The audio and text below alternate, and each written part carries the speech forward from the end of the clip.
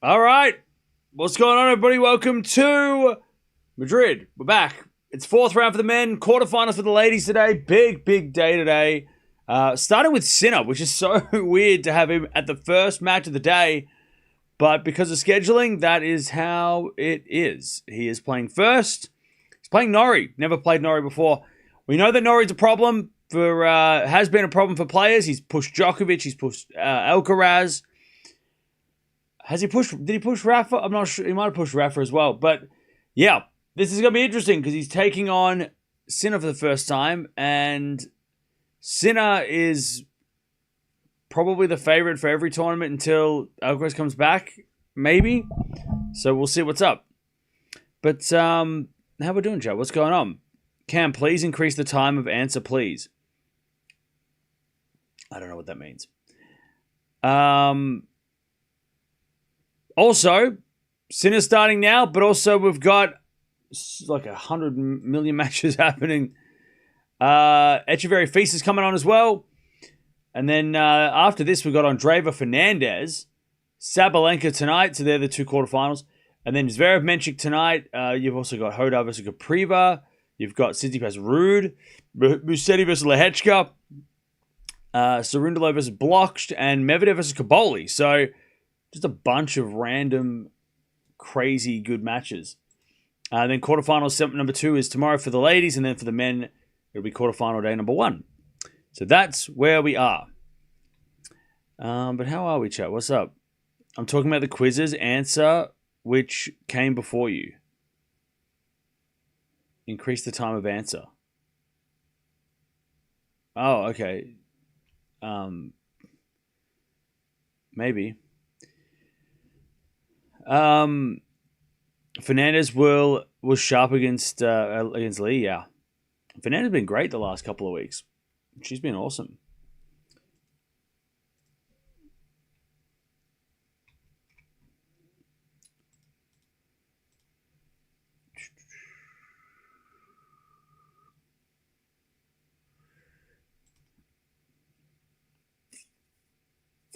Thanks, Deb. If you do want to watch this match, you can watch it on Tennis TV. The Tennis TV app, I should say. By the way, chat, how's everyone's teams doing? What's everyone's team looking like? Because my team is okay, I guess. It's doing all right. I think it could have been better, but I mean, I've only lost Fonseca, so not mad. Has anybody else got like 1,000 points yet? Or are we all just still sitting on like 900 or 800? If you want to join the fantasy league, there's a code. I want to get top 1,000, man. I want to get top 1,000. I need Zverev and these guys are playing each other, so that sucks. I need these guys to play each other in the quarterfinals too. I need all these guys. I need the 4 of the. I need all of these guys to make the semis somehow. Can that happen, please? Can I get all the semi-finalists this week, please? That'd be great. I'd really love that. I'd feel really good about that. That'd be really great, please. That'd be really awesome. I think Norrie will get a set off Sinner, but Sinner in 3, okay? Look at you flexing your team. Yeah. I'm sure your team looks shit. Your team doesn't look better than mine. My team's the best. I've got the best team right now. Yeah. And I don't even have Hoda. Block Schrödinger underrated match. Yeah, that should be fun. Prediction for Rude versus Tsitsipas. I'm gonna go Rude in 3. Do you think Norrie has underachieved or overachieved his potential? Overachieved. What? Like, I will tell. Let me go through this. Ready? Name the player that I'm talking about. Ready? Wimbledon semi-finalist, world number 8, 5 career titles, including an ATP 1000. Who am I talking about? What players come to mind when I say Grand Slam semi-finalist, world number 8 at their peak, 1,000 champion, featured at the ATP finals. Like, who comes to mind? de Minaur? No, because de Minaur doesn't have some of those things. Most of those things. Rude? Yeah, right? Okay, yeah, you can say Norrie because I was literally talking about it. But, like, that's the resume of Fritz, right? That's the resume of Shelton. That's the resume of... Who else has that resume? Musetti, maybe? Like, he hasn't got a 1,000, though. Like... But, like, you wouldn't think Norrie. Like, Norrie doesn't come to mind. Norrie and Stan Wawrinka have the same amount of 1,000 events. That's, like... You know what I mean? So, Norrie overachieved for sure. Like, he's... Like, no one would think that Norrie was former top 10. Everyone forgets that he won a 1,000. Semi-final, he won the first set against Djokovic in Wimbledon. Lost in 4, but he still made he got the first set off Djokovic. Plus, he's got, like, multiple wins over Alcaraz, who is the current great, right? When I say current, I mean in the current years. I don't mean today. Sinner's obviously the best right now. Like, multiple wins over Alcaraz. Like, his resume is ridiculous. And when you watch him, you're like, that guy has multiple wins over Alcaraz? Yeah, because he's not got the flashy shots, right? Massively overachieved, which is not a bad thing. It's not like he overachieved because he's shit. No, it's not that. It's just that you wouldn't expect the way he plays. I mean, Mannarino plays the same way, and he hasn't got half of those things, right? So... Yeah, massively overachieved. So, like, squeezed every bit out of his career. Like, what a career. He's still not appreciated in the UK enough? Well, yeah, I know that. Every day we watch him, and every time we see him, yep. And he has the same name as you. Well, that just, like, is, you know, obvious. I mean, yeah, that's where we should have started. We should have started with that. I think if you're a good lefty like Norrie or Sheldon, it's an advantage, can be in long rounds. Oh yeah, I mean, look, if he was right-handed, would he have half of those things? Who knows, right? We'll never know. But being a lefty is definitely Norrie's biggest advantage. Like, that's been Norrie's. That's what Norrie's great strength is. He's not British. You're not British.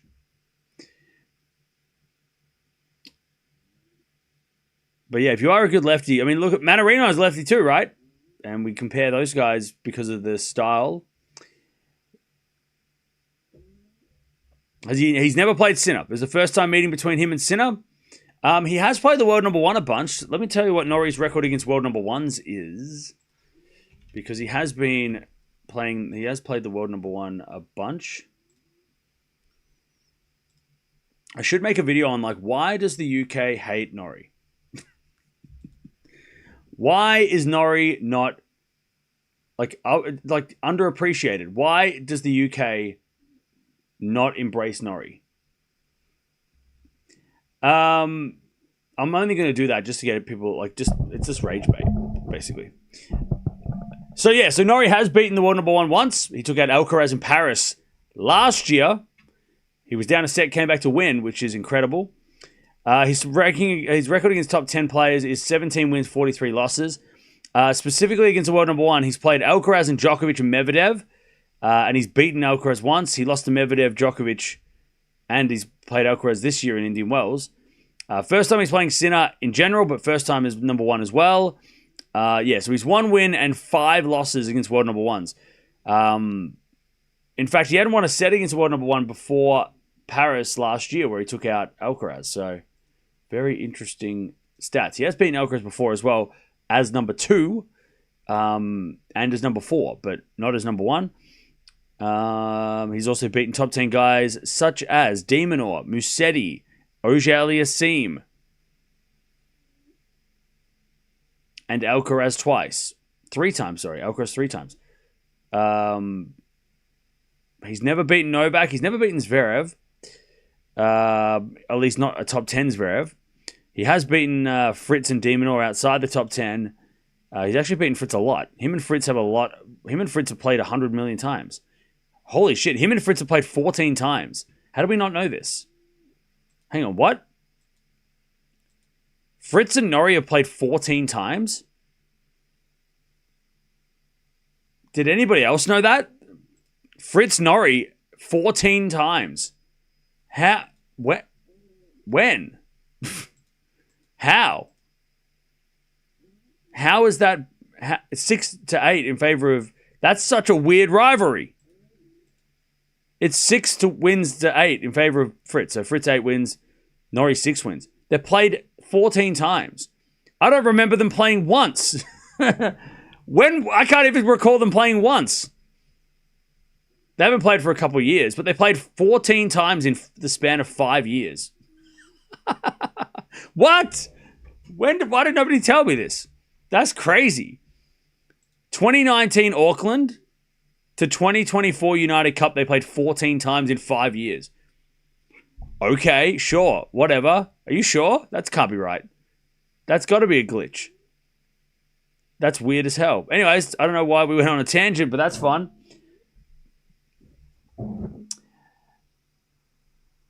I did. They played a lot. Yeah, they played more than like... I don't know, Sinner and... I think they played more than Sinner and Djokovic.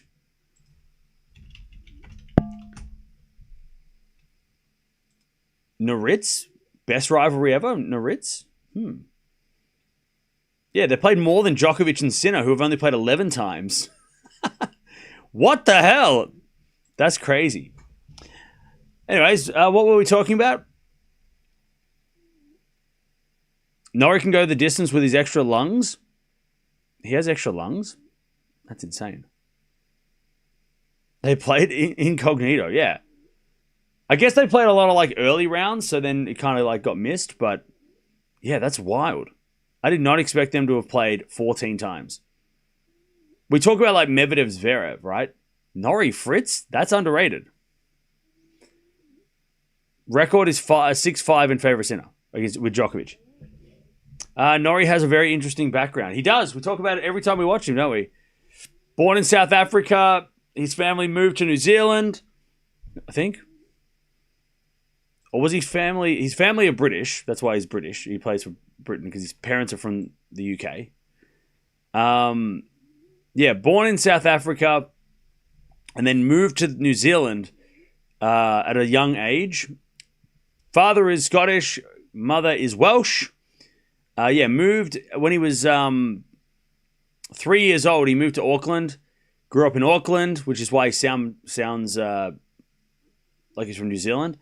And then at age 16, moved to the UK, lived in London, played for London. I think he actually played juniors for New Zealand, and then changed allegiances to the UK in 2013.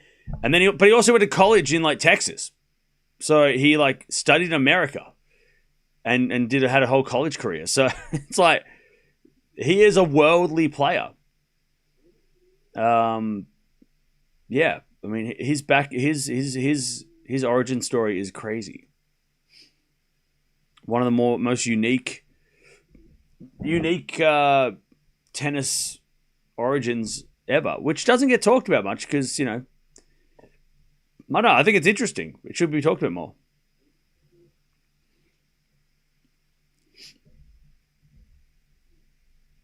That's why the UK doesn't embrace him.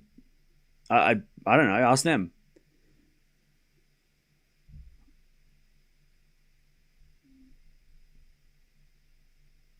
Norrie has an interesting background with his lungs and stuff. Wait, what? Do I have to Google Norrie lungs? What's that? Norrie's lungs. Oh, he actually literally has abnormally large lung capacity. Wait, what? That's a thing? Described as deep sea diver's lung. Norrie learned his lungs were unusually large from a medical technician following a hospital visit. His lung capacity is to that of a deep sea diver. His insane fitness is maintained through intense training. Blah, blah, blah. The capacity allows him to maintain a heart rate of 180 to 200 beats per minute in the red zone for extended periods of time. Okay, so he's a superhero. What the hell? So he's got increased lung capacity, which gives him super strength. Endurance, super endurance. That's crazy. I didn't not know this. We know so much about Cam Norrie. I didn't know this.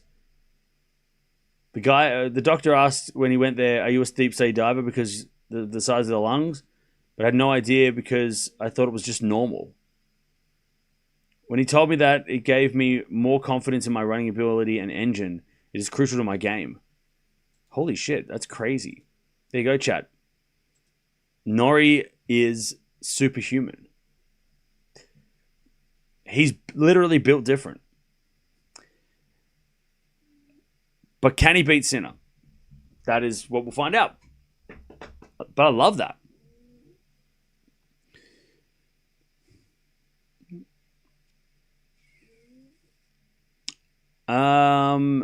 My favorite is Sinner, Forza Jannik. Hey, love that. Here we go. Players are walking out. And we are ready to begin. And then after this, we've got Fernandez versus Andreeva, which I think is a fascinating matchup.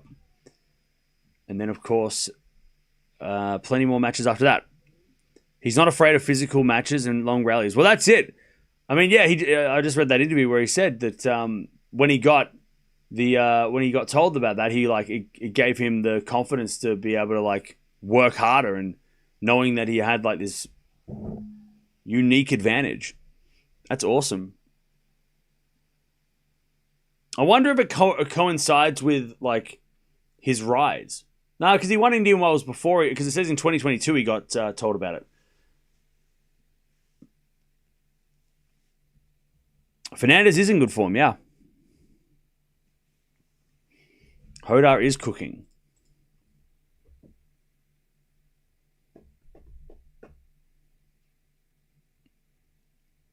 Winner of this, by the way, will take on the winner of Hodar and Capriva. What matches are we watching? Yes. We are watching many.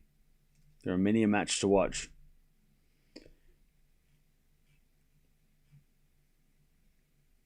So many of matches. All right, but let's see what Jannik Sinner's got to do. Who are we rooting for? I don't think anybody's rooting for anybody. Oh, Sinner, I think there's a lot of people going for Sinner.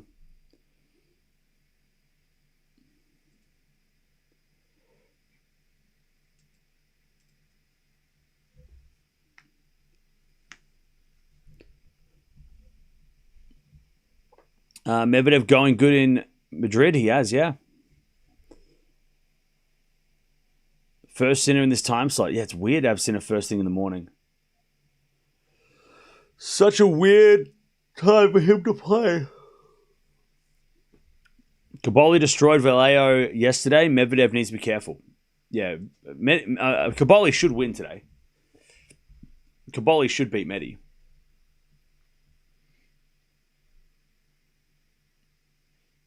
So yeah, I said this yesterday. I said this match could be a tough match for Sinner, where like Norrie can push Alcaraz and those guys, but I don't know. I feel like Sinner is not. These guys don't. The guys that hit off pace don't trouble Sinner that much. The guys that don't attack him don't usually do well. Like Manarino, best example comparing to Norrie, right? Sinner's won 4 out of 4 matches. He's only dropped 1 set in their 4 meetings. That was way back in 2022. So if we're going to compare Manarino and Norrie, Sinner kind of... there's been a couple of close tiebreak sets, but Sinner still won them. Yeah.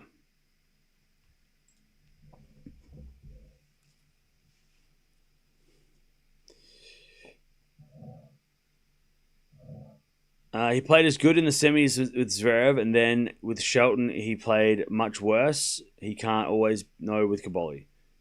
Yeah, but I think it's because of that. Because his friend, he was playing for his friend, wasn't he? Like there was all that emotion attached to that semi-final. That maybe he just didn't have enough gas in the final. But he played great against Zverev that day.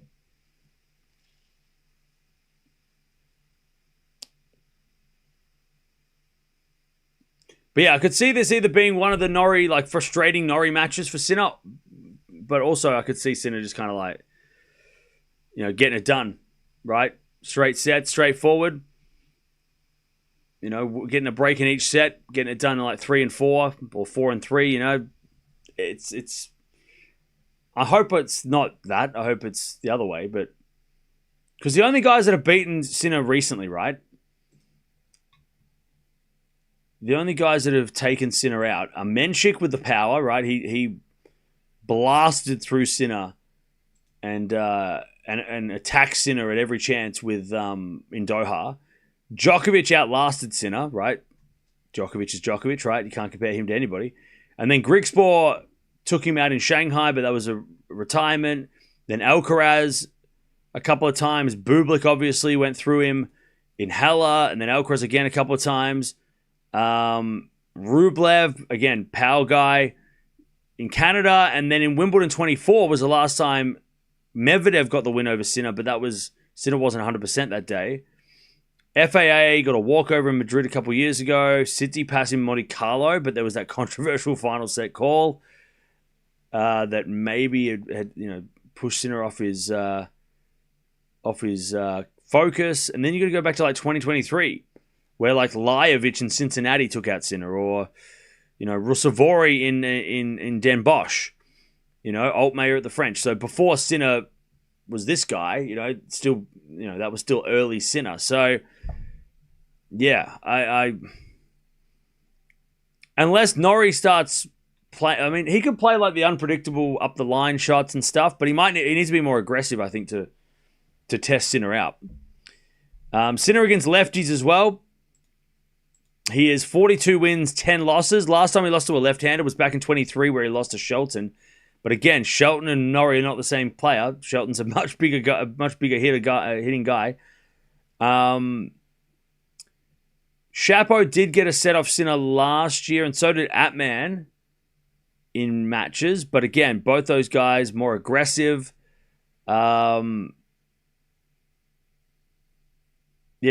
got carved up in Monte Carlo. Mute got beaten in Mute and Tien both got beaten, who are more like the Norrie type, right? They're not the big hitters. Mute got the first set at Roland Garros 24, but then you got to remember that Mute in France, he can play the crowd, but then after that it was 3-2 and 1. I don't know. It's like this would be upset of the year by a mile if it happened. I just don't know how Norrie's going to. I think he might trouble him, but I don't know how. Like he might, but I don't know how though. Because looking at all, like everything I'm reading says that Sinner should win this in straight sets, probably 3 and 3. Like I don't see any. Like, unless Sinner has a bad day and goes back to like playing like he was in 2023 or 24, or physically, right? If this match goes for a while, but I just don't know how Norrie's gonna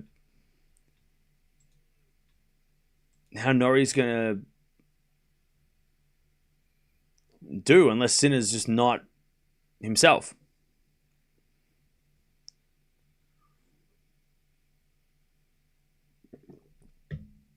All right, here we go. Let's see what Norrie can do. Let's see if he can make the world number one work. Sinner elected to receive. So Norrie will be the first to serve. Who you got, chat? I'm going to go Sinner 4 and 4. I reckon it will be a 1 break in each set. That would be my... That's my guess, is that Sinner will just get 1 break in each set and do what he has to do. He won't overplay. He won't try and, play better than he has to. I think he'll just get 1 break, hold, 1 break, hold. I think that's sort of the... Unless Norrie plays out of his skin, I think that's what Sinner will do. Norrie, by the way, starts with an ace. 15 love. As Norrie serves again. Into the forehand of Sinner, but he shanks the return to the ground. It's 30 love.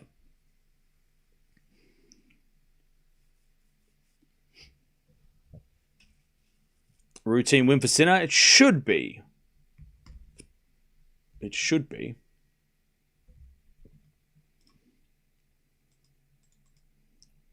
All right, Feast also is playing Echeverria right now as Norrie goes to 40 love. Good start for Norrie. Good serving from Norrie.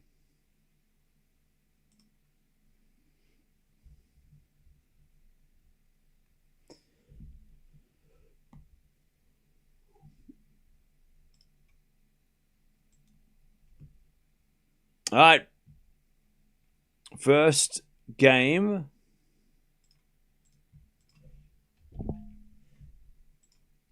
Goes to Norrie. That was a great start. Is anyone a Medi fan? Yeah. All right. One love Norrie. Let's see what Sinner does on serve. That's a good start. Great start for Norrie.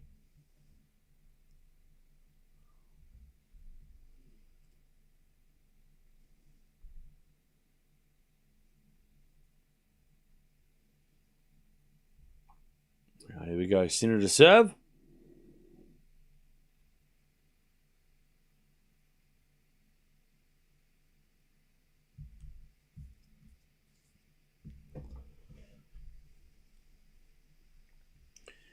Sinner with the serve. Into the back end of Norrie. Return goes to the back end of Sinner. Oh, Sinner in the net. Love 15. All right.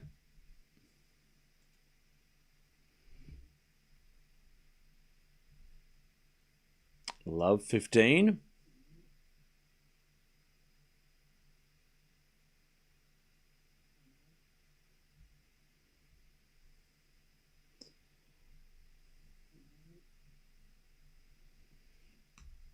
All right, serve out wide as a fault. Second serve.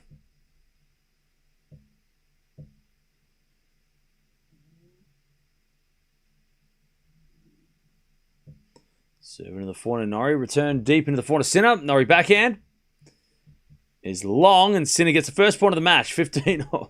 First point for him in the match. 15-0.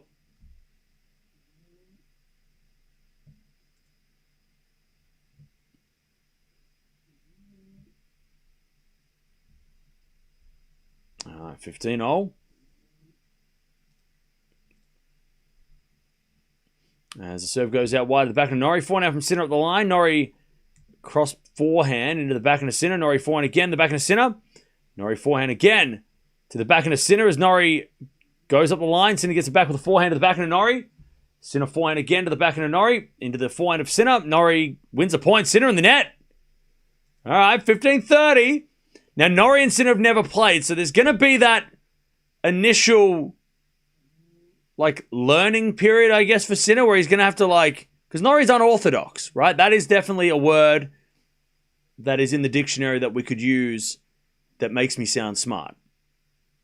15-30. Hey, Dutchie, thank you for the 38 months. All right, Sinner serves. He serves a fault. Second serve.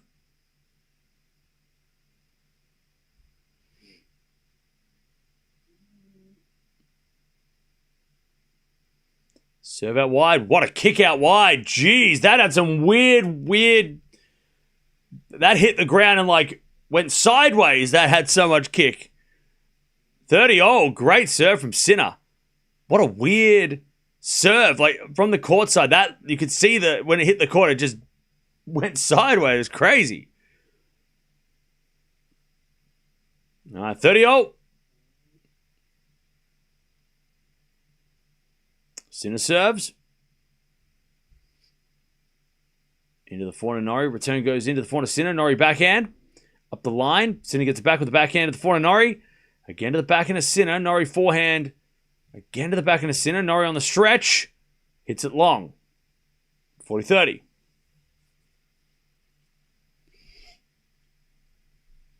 All right, 40-30.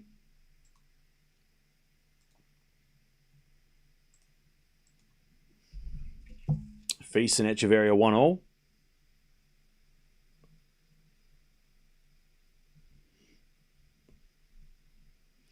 All right, Sinner serves again.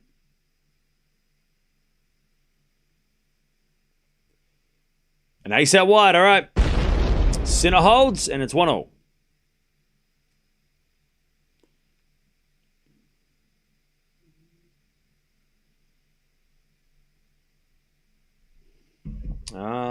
Right. Norrie to serve. 1-1.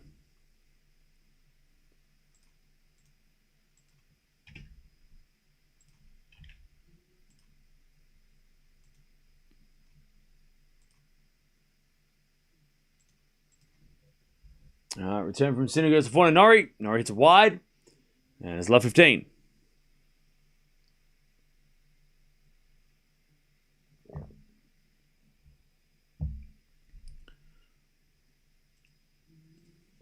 Love 15. Norrie serves again. Into the backhand of Sinner. Forehand from Norrie is a drop shot. It's too good. All right, nice shot from Norrie. 15-all.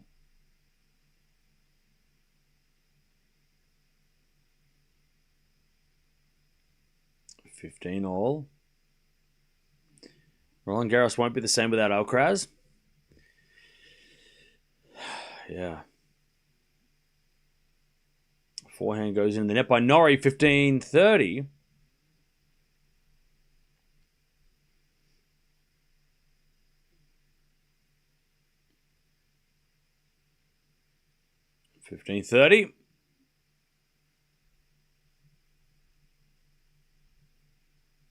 First serve is a fault, second serve. Norrie looks funny with the sunscreen makeup. Well, it's the he's got zinc on his face. It's pretty popular in like cricket in Australia to have like zinc on your face to prevent yourself from getting sunburnt. Forehand goes in the backhand of Sinner into the forehand of Norrie. Sinner backhand again to the forehand of Norrie. Sinner gets the point, and it's break points. 15-40. Norrie in trouble. 15-40.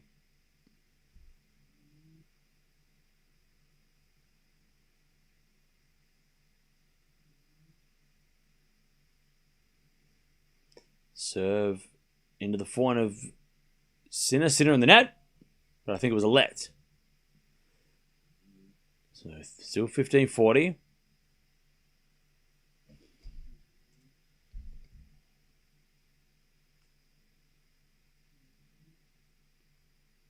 And Norrie with an ace. Nice. 30-40.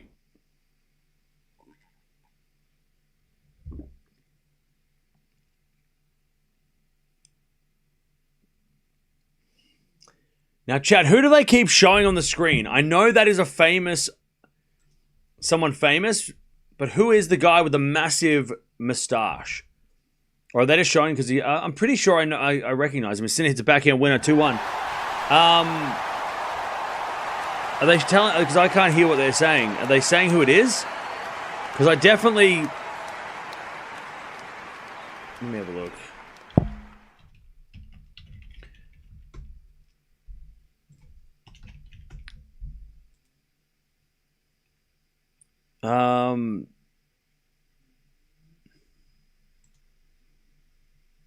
Does anyone know who it is?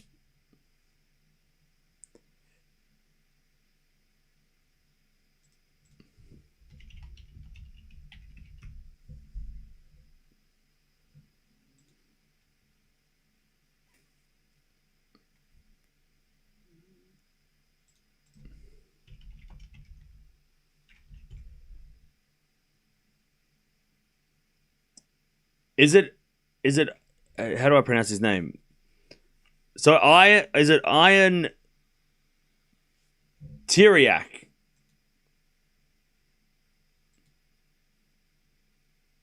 Is that who it is? Hang on, let me check.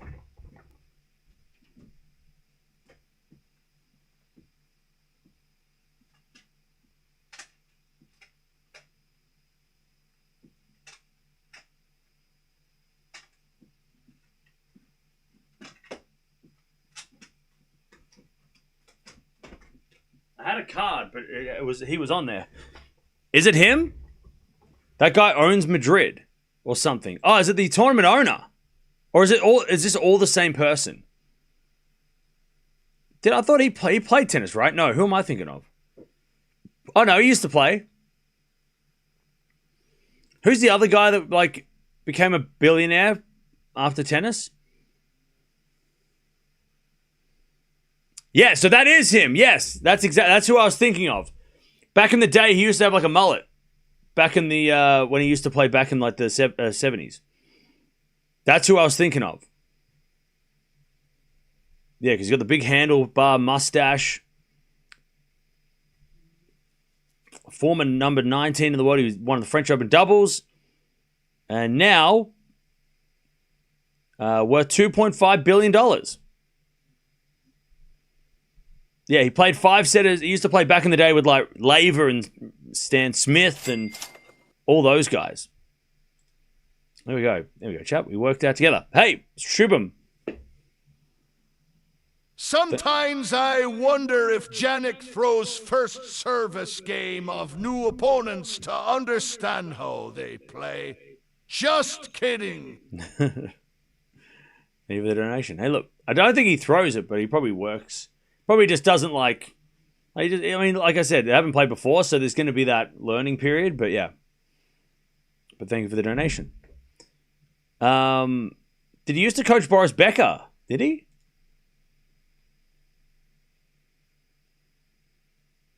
After retired, who's a player agent for Nastasi, Vilas, and a young Boris Becker. He developed the Madrid Open, which he owned between 2009 and 2021. Oh, so he's the reason there's blue clay. So he's the blue clay guy. He was elected into the... he was elected as a contributor to tennis in the Tennis Hall of Fame. He's managing... he was managing Luca Puig for a while. So, yeah. Yeah, that's who I was thinking of. When I saw his face, I'm like, I've seen that guy's face. I know. I just couldn't put the name to the face. But yeah, there you go. Romanian tennis legend. We're talking about Romanian tennis the other day because a lot of people were asking, like, what's going on with Romanian tennis on the men's side? Well, Nastasi, obviously, one of the greats. This guy was also there with Nastasi back in the day. And then we all talk about the ladies' side because there's just lots of, obviously Hellep being the best one, but there you go. Anyway, it's 30-all. Chance for a break back for Norrie.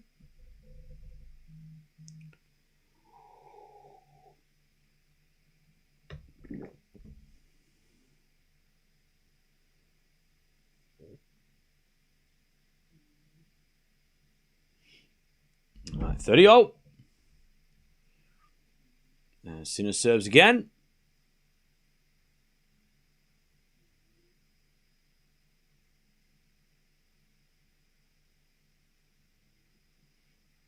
And it's a fault. Second serve.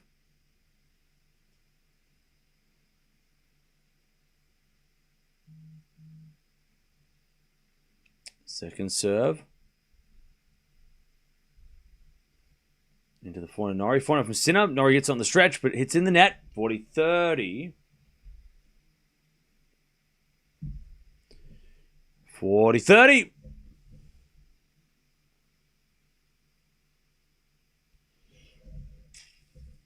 Sinner serves again. It's pronounced Ian. Oh, Eon. Okay, so it's pronounced Eon. All right, okay, I wasn't. Thank you. 40-30. Serving the forehand Norrie is a let.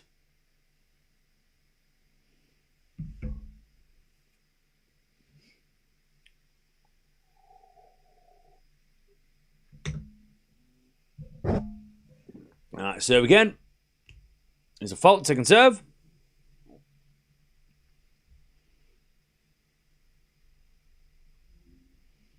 Second serve. Into the forehand Norrie. Four now from Sinner. Goes long. Jeez, that was a horrible shot from Sinner. Deuce.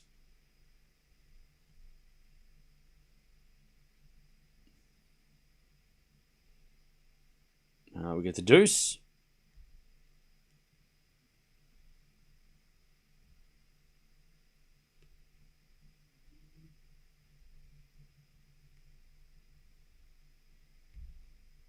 Sinner serves again. An ace down the tee. Advantage Sinner.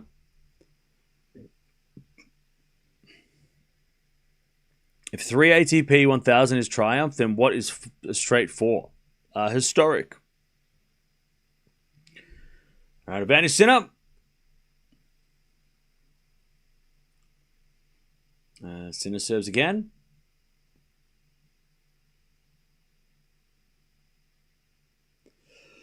As Norrie gets it back, but then Sinner with an easy backhand winner. 3-1. Sinner holds.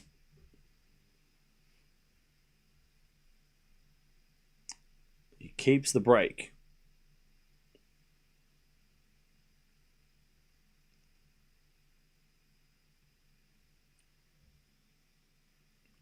All right, back to Norrie.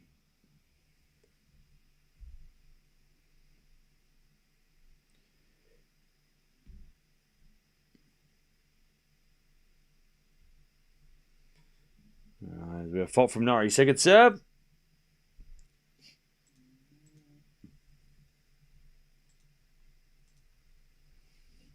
Was it a backhand now from Sinner into the forehand of Norrie? Sinner backhand again. The forehand of Norrie into the backhand of Sinner. Norrie forehand in the nets.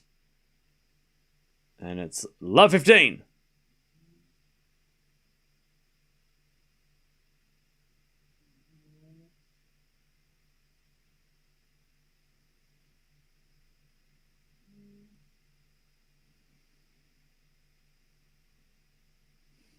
Love 15. Another fault, second serve.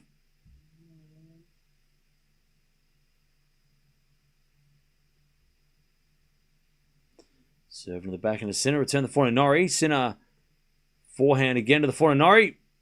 And Sinner goes forehand to the backhand, but it's long by Sinner.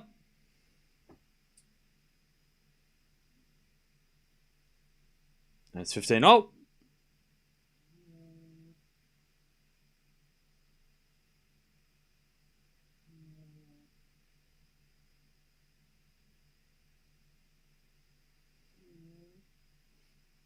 As the return goes into the forehand Norrie. Good drop shot. Sinner can't get it. And it's 30-15.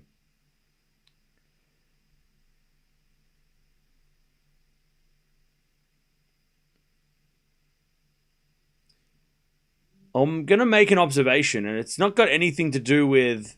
I mean, look, you guys can make of it what you will, but Sinner definitely looks a step slower today. Like, he hasn't... Like, he stopped before, like, he was right, kind of like jogged to the drop shot. There's been a couple of shots where he hasn't really, like, exerted himself. Like, he's kind of, like, stopped short, like, maybe he's just pacing himself, but it does feel like Sinner's kind of not running down every shot. He's not defending every shot. Like, he's sort of just letting some shots go by or letting some drop shots happen. He's like, he kind of, like, just moves and he's like, oh, I can't get there. Like, he's not overexerting himself. Now you can make of whatever you will with that. But just an observation. I don't know if there's a reason why, or if he just is like, I don't feel the need to do that today. I'm not going to waste my energy on points that I, you know, there's no point in trying to chase everything down. I'll just win the next point, you know. Maybe he's confident. 30-40. Yeah, I feel like he's pacing himself. Yeah. I mean... the first thing everyone's going to say is like, he looks tired. It's like, I don't think he looks tired. I think he's more just like, he knows that he doesn't have to chase down every shot. He puts up a lob, but it goes in the nets, and it's deuce. Like, I think it's one of those confidence things where he's like, well, you can hit that drop shot, but I'm going to win the next point anyway, so it doesn't matter. Like, I don't need to get everything back. So why would I run everything down? Like, there's no point in me trying to... Yeah, he ran for that drop shot. So he ran for that break point, but it's like he's almost like, well, I'm not going to run for a drop shot at 15-all. Like, there's no point in doing that. As with a fault second serve. He knows he can turn it on when he needs. Well, that's it. That's what it feels more like that than like he's not running down everything because he's tired or he's hurt, right? It's more just like he doesn't need to run everything down. He knows that. And he's just going to do as much as he needs to do. And exert himself on the important points. Anyways, double fault Norrie. That's a freebie. Advantage Sinner for a double break. 3-all, by the way, with Etcheverry Feast. All right, here we go. Advantage Sinner. As Norrie serves another fault. Second serve.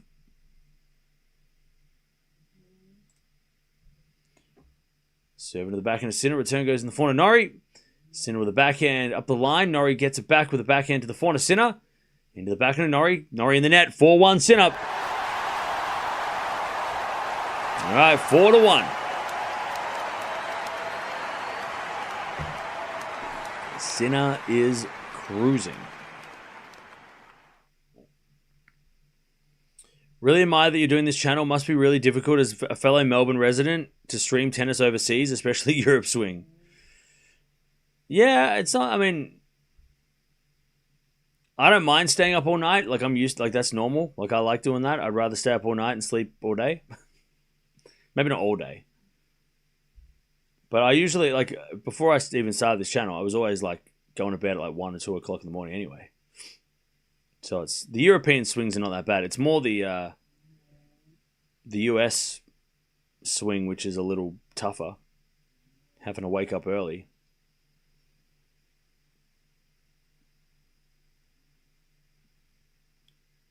You know what it must be, Chad? It must be those nights, like those nights when I'd go out with friends and stay up until 4 in the morning. That's I've tried. That, who knew that those are the nights that I was training for this? Crazy. I'll tell you, drinking Jaeger bombs, I wasn't thinking, oh, this might actually come in handy one day, staying up late. No, I was not thinking that at all. I was thinking I probably should get some water or some food before I go to bed. But here we are. They told me that I was wasting my time. You'll regret the hangover. Nah, it's all worked out. It all helped me. All those Uber rides at 4 a.m. getting home. It's like now I stay up naturally till 4 a.m. It's worked. It's great. 4-1. As Sinner serves into the forehand of Norrie. Forehand from Sinner to the backhand of Norrie. Again to the forehand of Sinner. Norrie backhand again. As Sinner goes up the line of the forehand of Norrie. Into that Sinner backhand. Norrie forehand again. Goes long. 15 love. No chance for Hodar against Sinner. Hodar has to beat Cabrera. Like, Hodar should win today, right? But against Demonor, he was, like, it was a 50-50. Against Fonseca, 50-50. Today, he's a heavy favorite. Pardon me. Like, I mean, Hodar, and he was cramping at the end of the Fonseca match. I don't think Cabrera should be overlooked. And it's also one of those, like, it's one of those matches where, like, for the first time, like, Hodar's going to be the big favorite. Like, he's like, the expectation is he has to win. Like, he's supposed to win. Cabrera's got nothing to lose. And also he can play on clay. So I don't know if, like, we shouldn't be just, like, overlooking Cabrera versus Hodar. Like, that might be Hodar's toughest match yet. I mean, look at the first round when he played against De Jong, almost lost. And when you think of the 3 matches he's played, you go, how did he almost lose to De Jong? That's crazy. Yeah, but also the expectation, being the heavy favorite, all that stuff, you know, he is young. Like, Hodar is young. He's not used to all this stuff yet, right? As Norrie hits it in the net with a volley and it's 30-15. So, yeah. So, definitely, like, yeah, okay, Hodar has no chance against Sinner, but, like, he has to beat Cabrera first. Like, one step at a time. This kid's just getting started. Like, can't be looking too far ahead. Otherwise, you're going to get disappointed, and then all those people are going to say overrated and all that bullshit, and, you know, we're going to have the whole thing again, right? It's the cycle of a young player. But yeah, Capriva's a tough match today. Gets through that one, then we can talk about Sinner. As Norrie hits an inside-out forehand winner. All right, Norrie's playing some points, 30-0. And that win over both de Minaur and especially the win over Fonseca, like, how emotionally drained is he as well? Because that match felt like a final, right? The atmosphere, all that stuff. You know, so definitely got to see how he responds, Hodar, emotionally to coming up against Capriva, you know? Remember, Hodar also, if he wins today, he plays tomorrow. So he's going to play Sinner tomorrow. Is it tomorrow? Wait, hang on. Or is it not tomorrow? Did Sinner play yesterday? No. So yeah, the winner, Sinner and Hodar play tomorrow if he wins today. So that's also something to think about.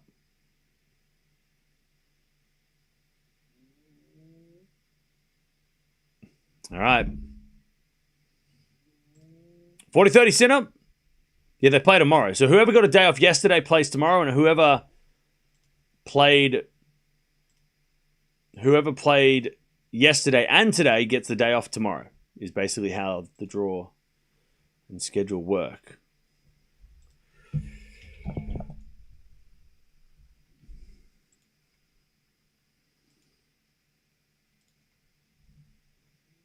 All right, 5-1.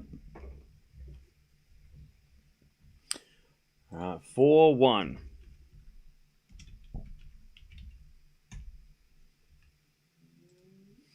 Sorry, 5-1.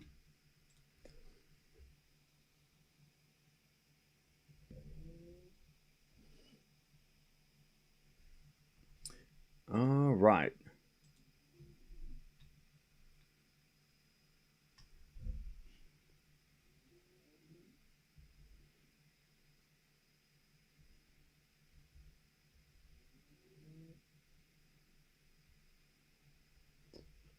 All right, nice work from Norrie, 15 love.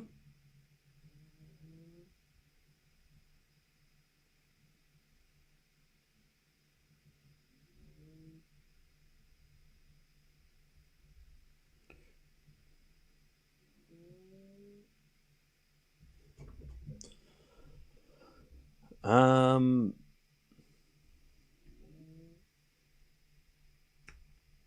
right, 15 love is going to back in now to the forehand of Sinner.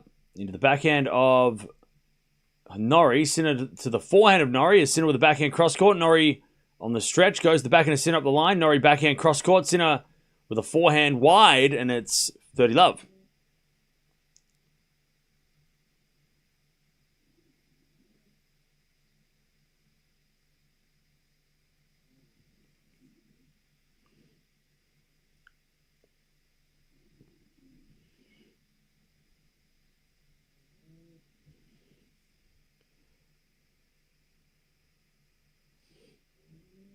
All right, as we backhand now to the forehand of Norrie, up the line to the forehand of Sinner. Great shot from Sinner. Slice from Norrie goes in. Sinner backhand up the line. Norrie slice, but Sinner volleys it away. More of a smash, 30-15.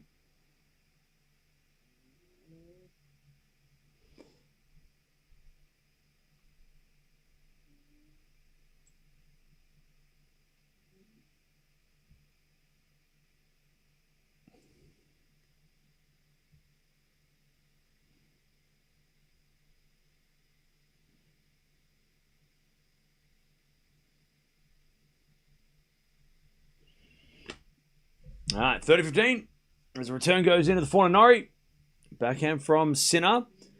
Into the forehand of Norrie up the line. Sinner with a forehand cross. Norrie backhand into the forehand of Sinner. He slices it back. Norrie up the line again. Goes long. And it's 30 all.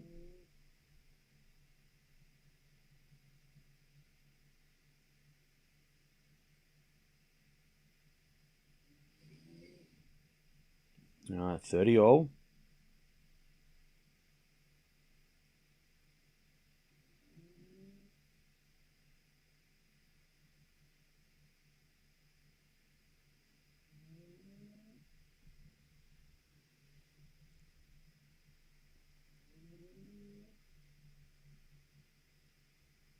There's a bit of drop shot in the net by Sinner. And it's 40-30 Norrie to stay in this set.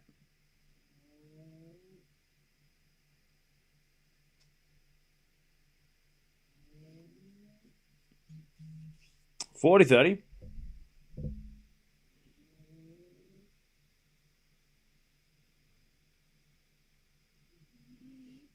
There's a bit of volley from Norrie. That's too good. All right. 5-2. 5-2.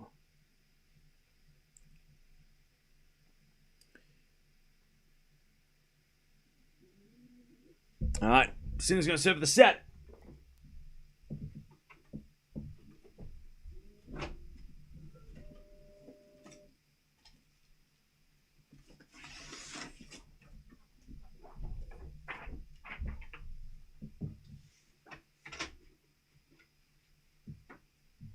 All right. 5-2.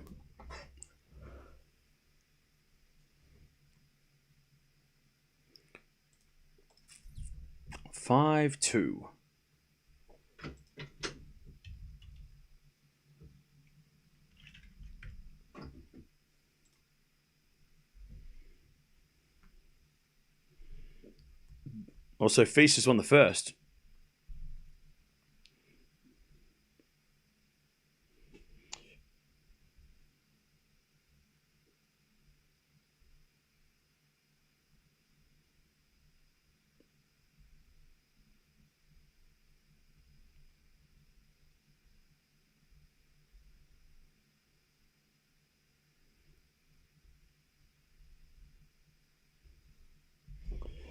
All right, how we doing, chap? What's the head between these two? They've never played.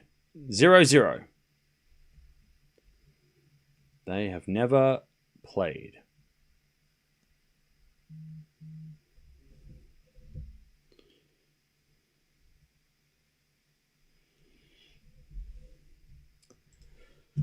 All right.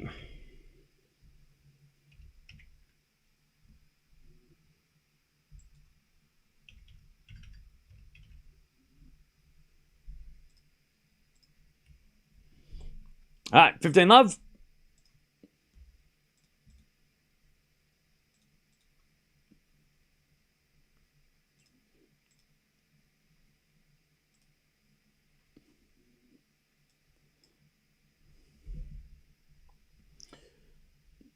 All right, 15 love as Sinner serves again.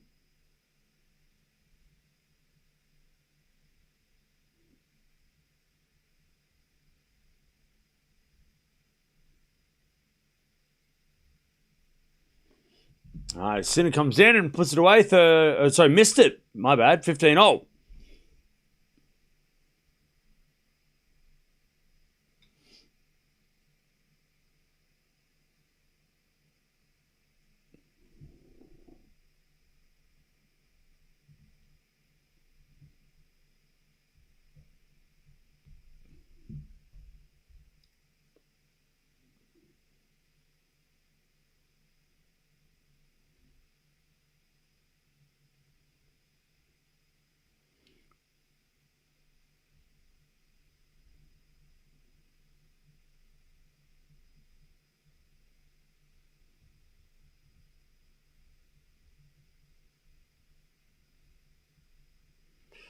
All right, 30-15. Sinner, 2 points away.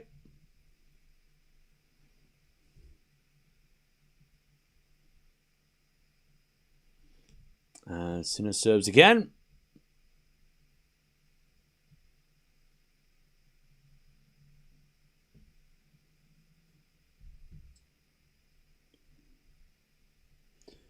There's a bit of volley from Sinner, but it hit the tape, and Norrie overhits the pass. Oh, he missed the easy one. Norrie, 40-15. Set points for Sinner.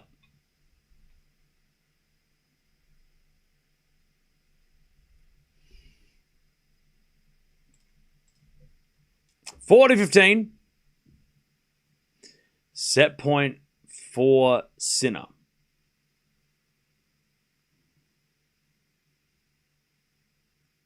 As the backhand return goes wide by Norrie, and there's the first set, Sinner. All right. 6-2.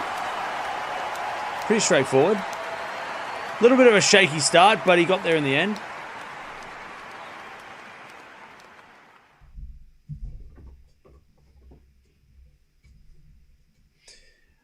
And he takes the first in just over 30 minutes, 6-2.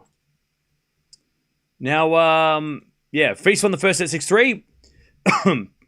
Winner of this match, by the way, will take on the winner of Capriva Hoda. 9.2 performance rating for Sinner, 7.9 for Norrie. No break points against Sinner, and Sinner converted 2 out of 4 of Norrie's on Norrie's serve. Sinner's returns ridiculously good. Norrie's leading on the serve shot quality with an 8.9. Ground strokes are all Sinner. Norrie did hit 11 winners though, which is a little. 7 winners and 11 errors. 7 winners and 8 errors from Sinner. So Norrie actually hit a lot of winners. 4 of them were at the net, so net points won. But yeah, interesting that Norrie hitting a lot more winners than maybe expected.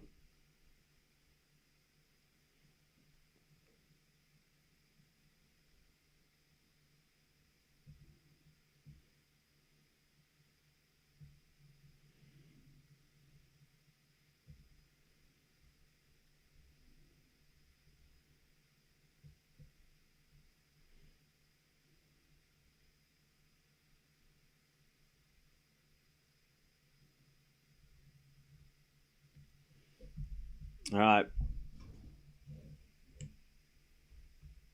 Here we go. Back to Norrie to start the second set.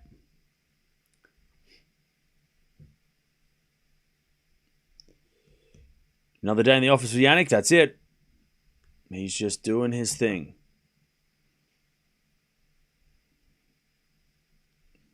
All right. Norrie's back. Let's see what he can do.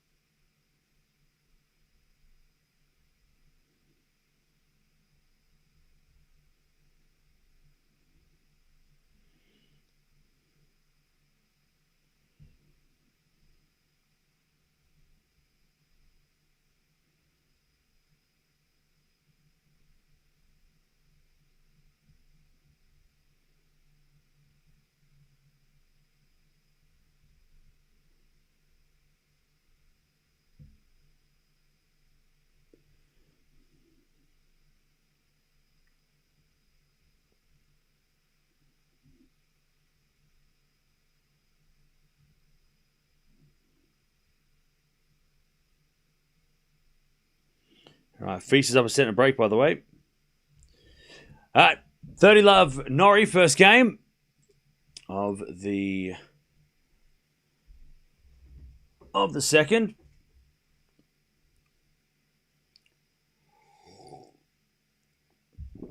Is Zverev definitely playing today? I heard he might be injured.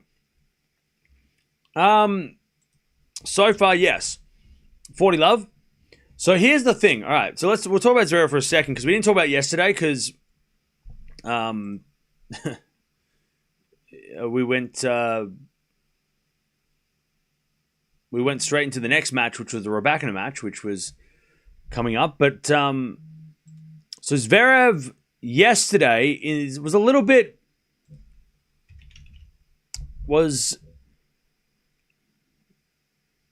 Yeah, he didn't give anything away. He said in the post match, he was like, "I'm not going to say what it is, not going to say what kind of an injury, but it was difficult at the end." So remember how he was up like 5-2, and then he ended up having to play a tiebreak. He said that had an injury. Now he didn't get a medical timeout. He didn't look that injured. Like, to be totally honest, he didn't look like he was really that bothered. It just looked like he started to lose, like he got a little nervous. But he did say in the second set, I started to have some problems. I'm not going to say what the injury is, but yes, in the end, it was tough. Up 5-2, I was almost perfect. I hope this injury is something that I can fix and that I can play tomorrow.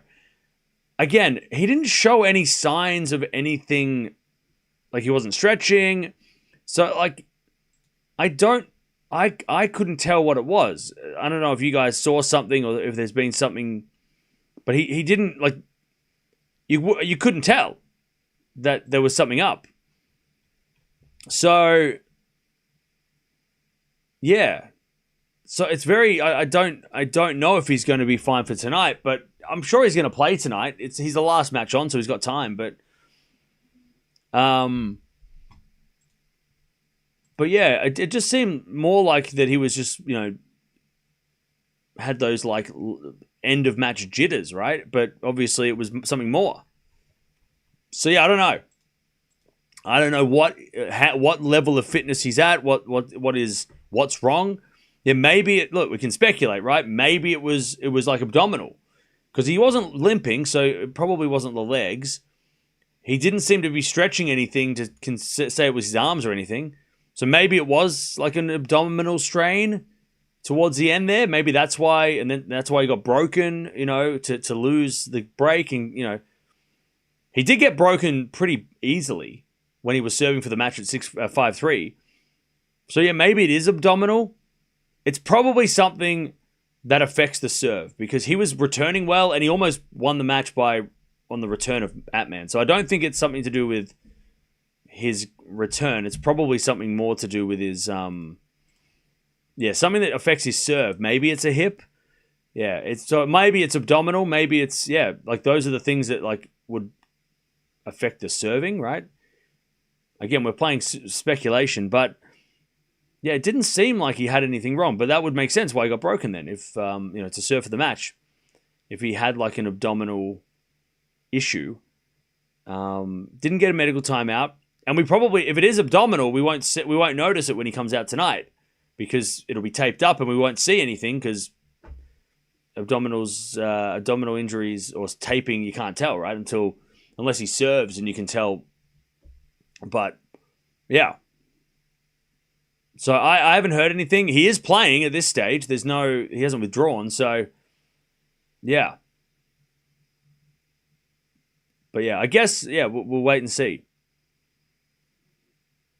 15 love?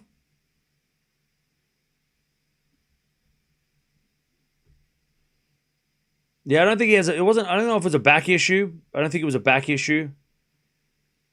He doesn't have a back problem as far as I know, or hasn't had one. His serve definitely went down in quality in the final few games. Yeah, so my guess would be abdominal then, or something to do with like torso, something that he has to like reach up and stretch with, and that's why he was his serve was an issue. When he said he was playing perfectly, maybe he meant he was serving perfectly. And maybe he didn't want to use that word because then people will start connecting the dots and go serving. Maybe it was this, maybe it was that. But he didn't get a medical timeout, so it's very hard to figure out what. But yeah, maybe it was maybe it's something to do with that stretching motion that he has on the serve. But we'll find out. We'll watch him tonight against Menchik, and we'll go from there.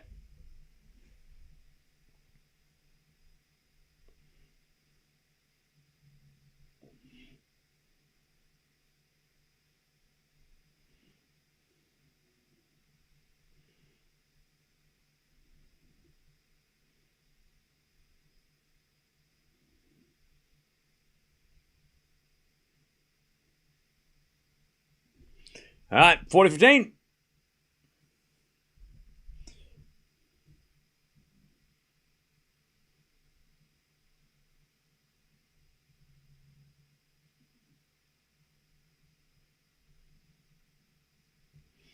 40-15 as we got a forehand from Norrie. That goes wide, and it's 40-30.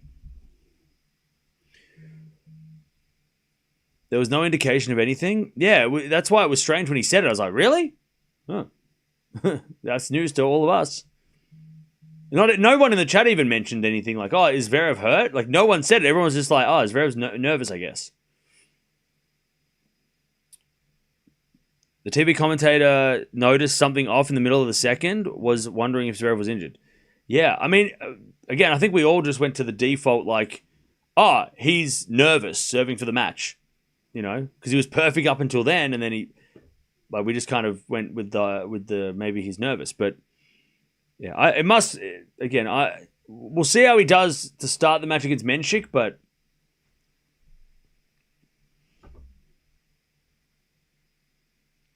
yeah, hopefully he plays because Menchik Zverev is a fun matchup, and we've had enough retirements this week. As we're back in now from Sinner into the forehand, Norrie. Sinner with a chance to get the break early here, but he hits in the net. It's advantage Norrie.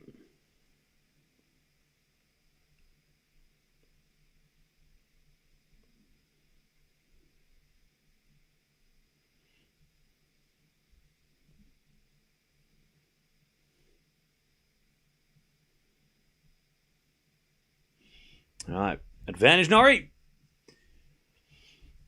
First serve is a fault, second serve.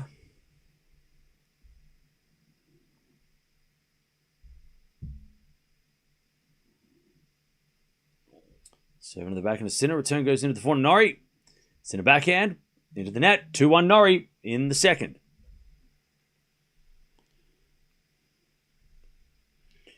All right.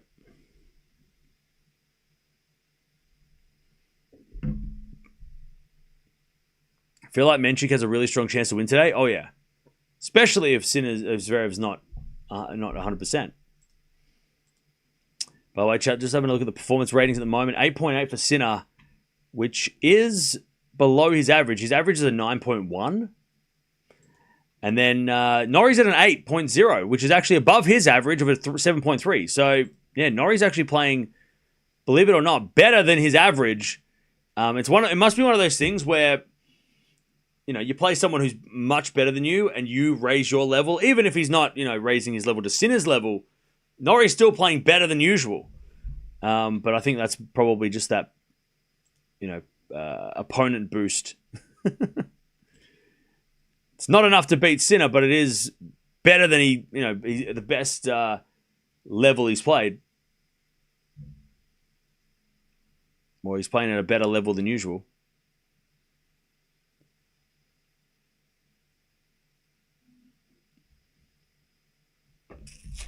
All right.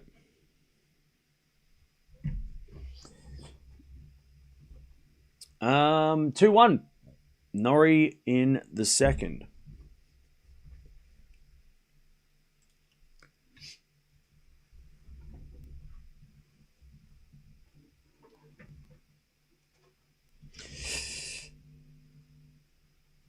All right. Norrie in the second with a 2-1 lead, but Sinner is still pushing Norrie in most games.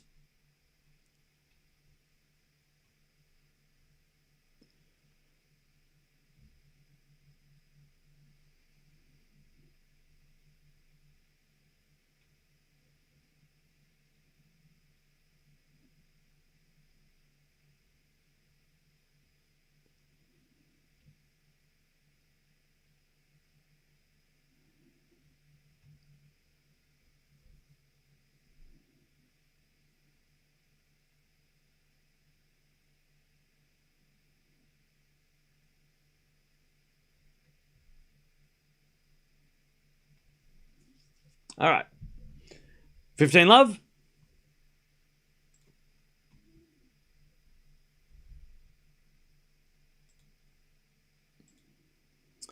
Sinner gets the 30 love.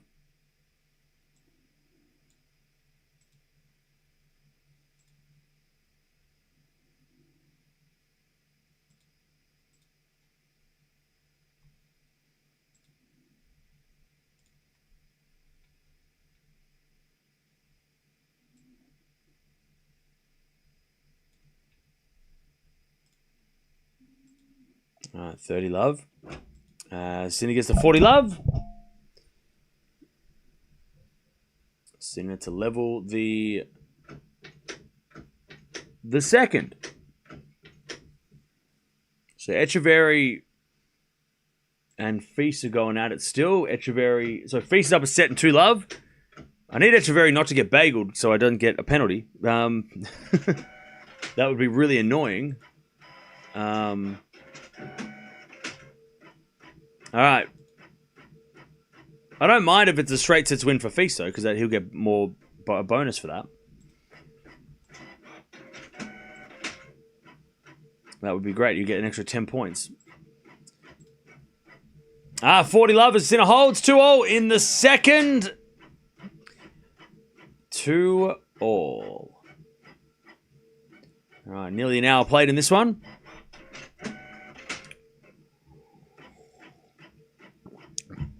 Between Djokovic and Sinner, who will be more motivated for RG? Both. Like, I don't know what the motivation levels, why would they not be the same for both? Like, obviously both. What's that noise? What noise? Happy if Sinner wins RG? Nice. Hodar is such an enormous step up in quality. What, compared to Norrie? I mean, maybe. They're definitely a different game. I'm not sure. Good question. Will Sinner or Nole be on the same side of the draw for RG or not? So, we don't know. It depends. It depends on the draw. So if Djokovic is 4 or 3, it doesn't matter. He could play Sinner. He could play Zverev. Like, either way. 15-0. So yeah, there's no set set thing. As Norrie gets to 30-15, I tell you what, Norrie will not go down without a fight. Stop printing? What are you talking about? I don't understand what you're talking about.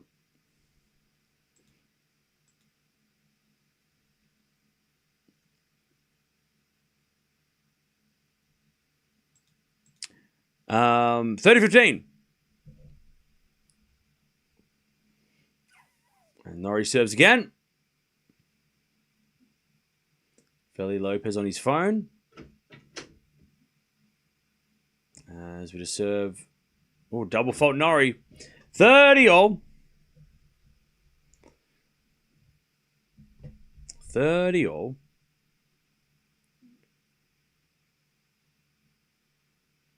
Wish Nole could win RG, but I hope he plays Rome. What do you think, Cam? Will he play Rome? I think he will play Rome, yeah. I think so.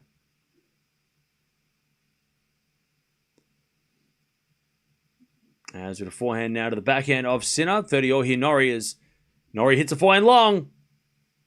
All right, 30-40. Break point for Sinner. 30-40. What's Sinner's best surface? Hardcourt.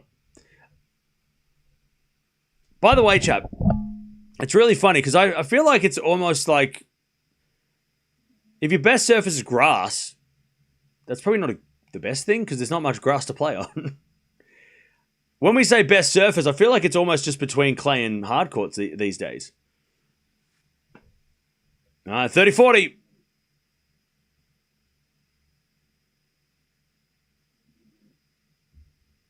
As a return, goes in the front of Norrie. Up the lines, a winner by Norrie, and we get back to deuce. Like being good, like if his best surface is grass, then it's also. I mean, it's really hard to like if you win Queen's Club and Roland Garros one year, Queen's Club and Wimbledon one year, yeah, you're going to be the best player on grass because you've won the two of the biggest tournaments. But does that make it your favorite surface? Probably not, because like there's not enough. There's not enough, right?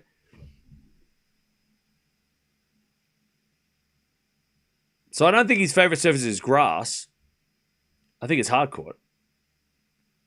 It's not clay. But he also is good on clay. Like, it's not like he's bad on clay. Like, he's still currently, probably second or third minimum, like, at the worst on clay. Alcaraz is 1 for sure. And then probably Sinner is 2 or 3. Yeah, plus you can say, like, there's a difference between hard courts too, right? You can say slow or fast hard courts, right? Which is probably more, like, a better, like, you know, is better than saying, you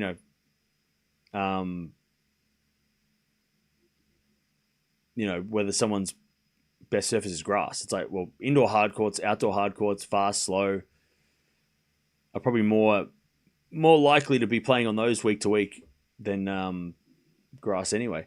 Or do you lump the grass in with the fast hard courts and kind of like put them together, like faster surfaces rather than it being like grass or hard courts?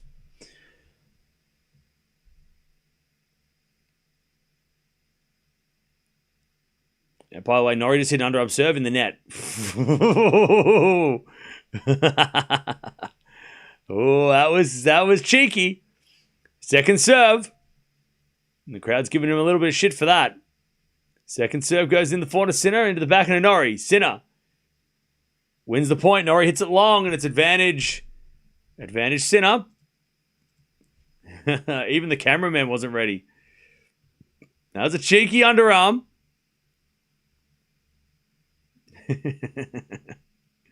I do love an underarm serve.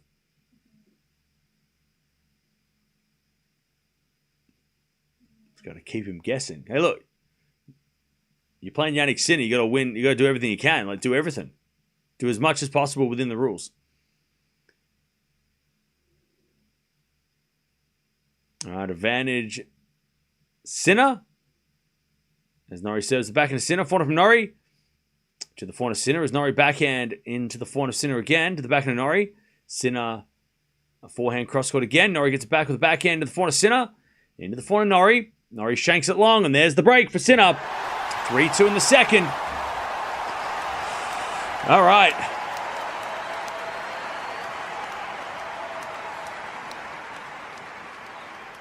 All right.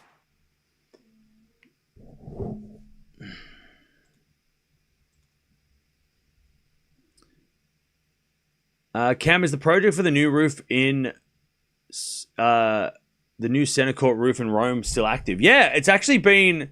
Like, it's, like, progressed to a point where now it's, like, actually going to happen. Like, it's all been approved and stuff. Yeah, it says here... Well, actually, Italian organizers have promised the roof to be up in 2026. That's not going to happen. But this was 3 years ago.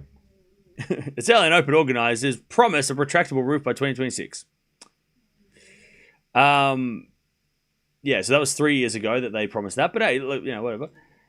Things take time. I know how things are. Construction industry is slow and approvals and promises. But apparently next year, in 2027, there will be a brand new, like almost like a glass box around the stadium in Rome. And then that also will have a retractable roof. It looks super sick. Like, I think this design looks way better than the design that they were going for anyway. Like, this feels way more... Like, with the statues in Rome and with, like, with the way that it kind of... And also being in Italy, it just feels like it should be, you know, Rome having, like, the Colosseum and it has, you know, the fountains and stuff. It should feel like it's almost like a museum kind of vibe. And this is what this, like it's like a glass case around. Like, it's almost like it's preserving... the stadium that's there, like it's almost, you know, encasing it in glass like you would in a museum, a statue, right? So I like that. I like how they've kind of gone with that vibe. And it's got a roof on it. But that'll be back, that'll be apparently from 2027, that will, like, it will have been, I guess, built or starting to be built. I guess when we watch Rome this year, we'll see if there's any, like, construction areas, you know, if they're starting to, like, block things off or, like, you know, put scaffolding up, or if they're trying to, you know, doing any, like, you know, because it's not going to take a year to build a roof. It's going to, I mean, maybe it will only take a year because they don't have any other things going on, but But yeah, but still, yeah, it's progressing, and they're going to apparently be building this roof into it says, well, last year they said 2028 they're going to have a roof by 2028, but I think next year construction, or this year construction starts. Next year it'll be, there'll be a lot of construction going on at the time, and then by 2028 the roof should be on. But it looks awesome, and we know that Rome need a roof. We know they need a roof.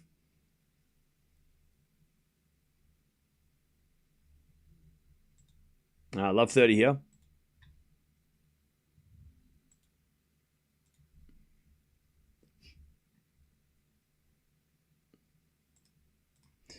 Sinner serves a fault, second serve.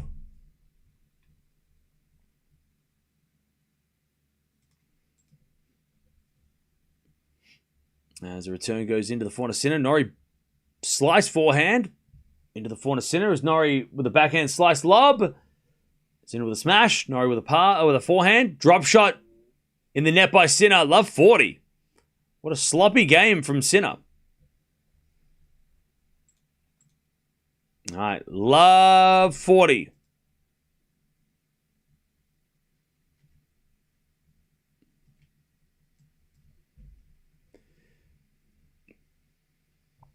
Love 40.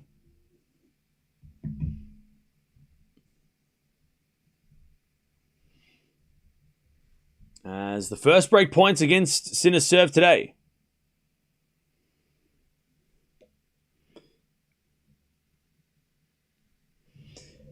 All right, first serve's a fault, second serve.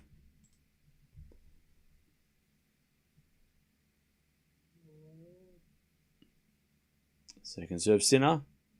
Into the forehand, Norrie. Return the backhand of Sinner. Norrie with a forehand into the backhand of Sinner again. Norrie forehand up the line. Sinner goes cross court with the forehand to the backhand of Norrie. Into the forehand of Sinner. Sinner hits it out. Norrie breaks back. All right. Norrie with the break back.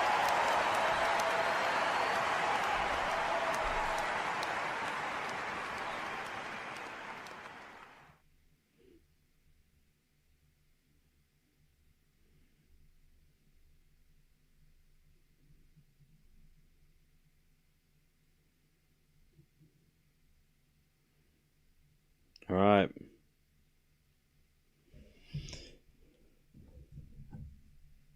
Three all. Weird drop in level from Sinner.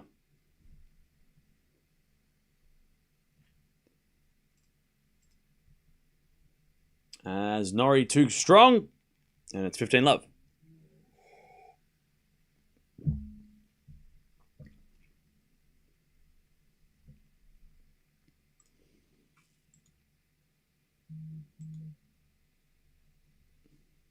By the way, Feast and Echeverry. Feast upset and a break.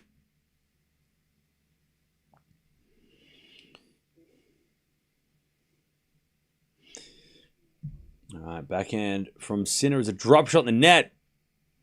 And it's 30 love. Sinner has just fallen off the last couple of games. He is sweating a bit. 30 love.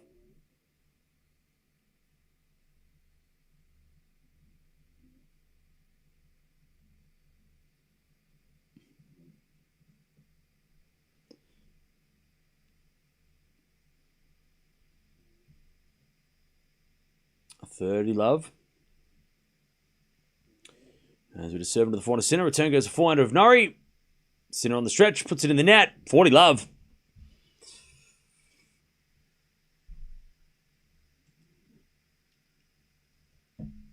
Which tennis stadium has the best roof? Only outdoor events. Which tennis stadium has had the best roof? I don't know. That's a good question. Probably Shanghai. I think Shanghai's roof is the best. Looks awesome. Anyways, backhand into the forehand of Norrie. Norrie in the net, 40-15. Probably Norrie. Probably Norrie. Yeah, Norrie's got the best roof at his house. No, probably Shanghai. I think Shanghai looks sick.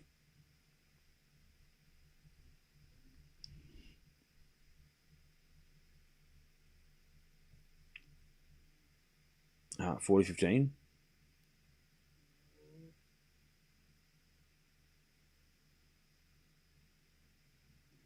There's a bit of forehand now from Sinner into the forehand to Norrie. Sinner with a drop shot.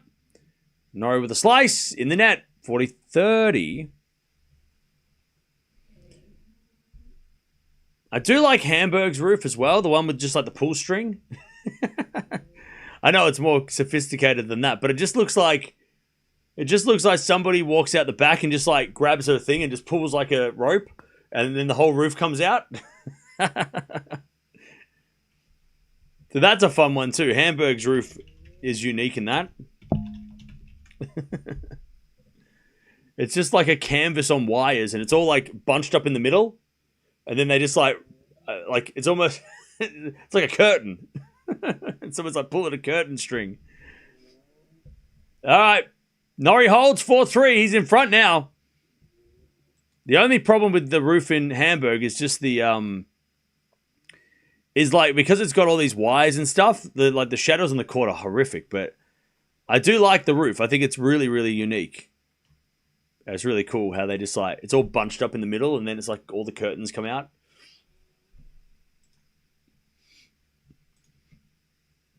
All right.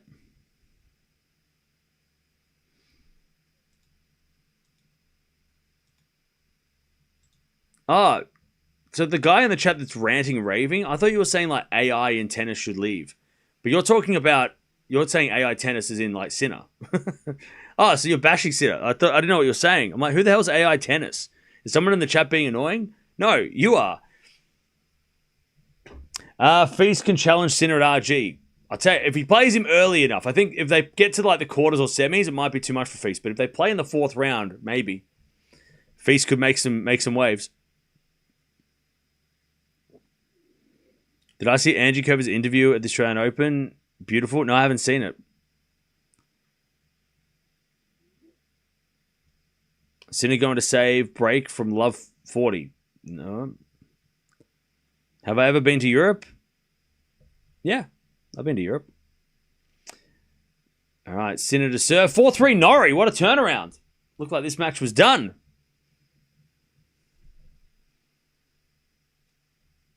4-3. Is Djokovic second favorite RG? No, Zverev is. All right, 4-3. That could change when the draw comes out, but I think at this stage it goes Sinner, Zverev, Djokovic. Because Djokovic goes in Sinner's half, that's a big difference. And that's a big advantage for Zverev, right?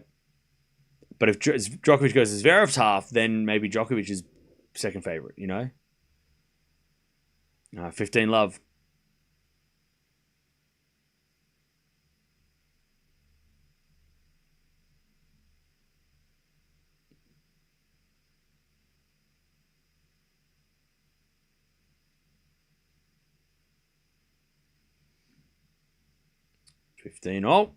As a return from Norrie goes in. Sinner crushes the forehand. 30 love.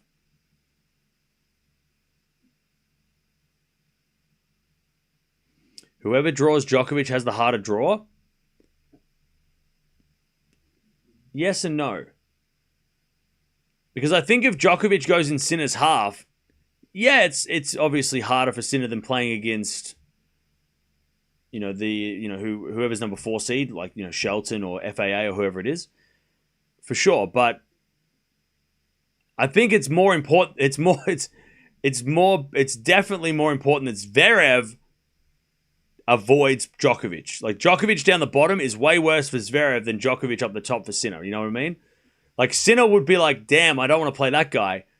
But I don't think it's as devastating of a blow if Sinner draws Djokovic than if Zverev draws Djokovic. Like, Zverev's worst nightmare would be seeing Djokovic in his half, right? Whereas Sinner would just be like, oh, God, I don't want to play him, but I guess so. I don't think Sinner will be as annoyed. Also, I don't think Sinner needs Djokovic to be in the bottom half anyway, right? I mean, yeah, it would be great not to have to play him, but I don't think Sinner needs to avoid Djokovic, whereas Zverev needs to avoid Djokovic. Right? But also, I mean, Zverev's also got to where's Fonseca? What about Hoda? Where does he fall in the draw? He's become a threat. What about Feast? What about Kaboli? Right? There's a lot of players that Zverev also has to keep in mind, like an eye on, right?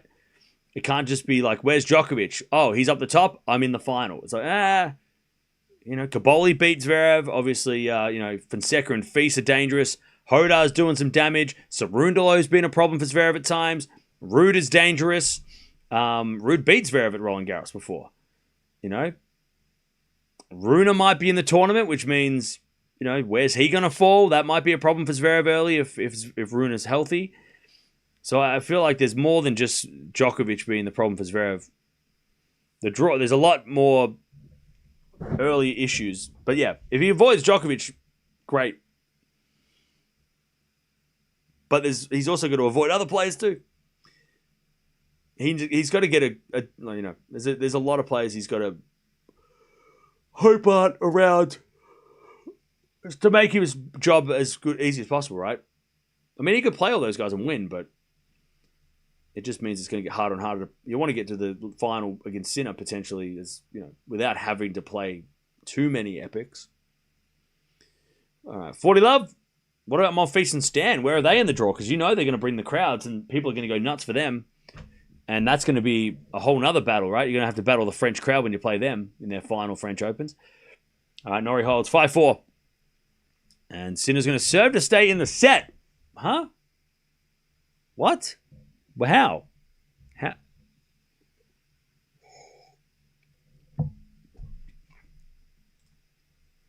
It felt like it was done and done. All right.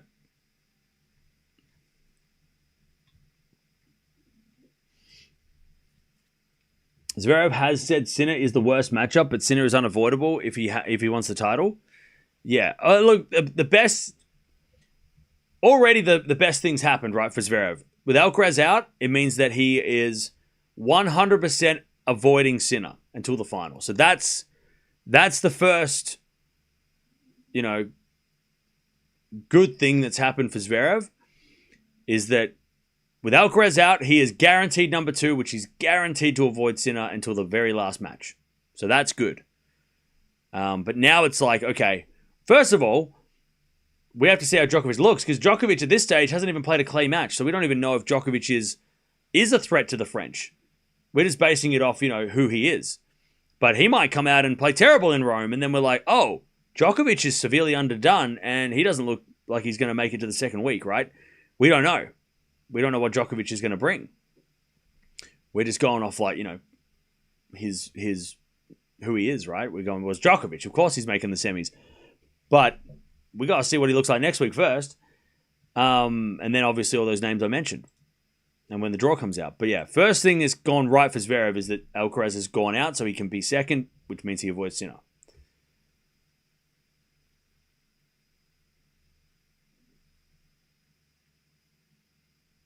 Because, yeah, not playing Sinner until the end it gives 6 players a chance to beat Sinner before playing Zverev. So Zverev can, there's 6 chances that Sinner could lose before Zverev. And that's great for Zverev, right? He needs every, it's almost like he needs everything to just go right. It's almost like a 2009 Federer Roland Garros situation, or like a 2020, Team US Open. With Zverev, it does seem like he does need a lot of things to go right. A lot of things need to go in his favor, right? Avoiding certain players. Upsets happen. We've already had the, withdrawal with Alcaraz. That helps. We might look back, and if he wins the French, go, oh, well, he didn't have to play Alcaraz. Who cares? He won. Do you remember who everybody beat in the 70s? No, but they still won the trophies. Nobody cares in 20 years. How Zverev won the French? He won. That's all that matters, right? So yeah, so that it does have a bit of a feeling of Zverev needs, he might need Sinner to be upset before the final, right? He might need Djokovic to be underdone and not play, and be up the top. All these things go in his favor, but then he also needs to win, because when all those things happen, I mean, if you go watch the 2009 Roland Garros, Nadal goes out, everyone's like, well, Federer's going to win now. This is the best chance he's ever got. But then he started to play 5-setters against Tommy Haas and Del Potro, and he was in real big trouble. Even against Soderling in the final, he looked a little shaky. And it's like, oh shit, Federer's now got the best chance to win the French ever. But he was starting to fumble. And it's like, oh no, right? So like, even if everything goes right, Zverev still needs to win. And that's pressure, even more pressure, right? All right, Sinner holds easily while I yap. 5-0. 5-0. But yeah, it's going to be a really interesting French Open with Carlos gone. Obviously, Sinner the heavy favorite. Let's see.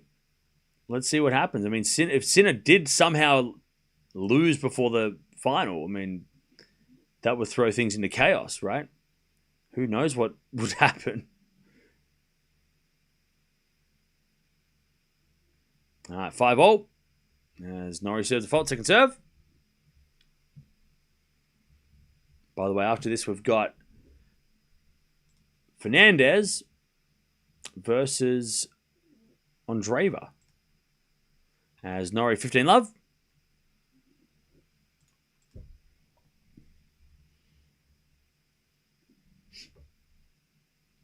Zverev would be the 5th oldest player to win his first slam, by the way. Yeah, he would be, yeah.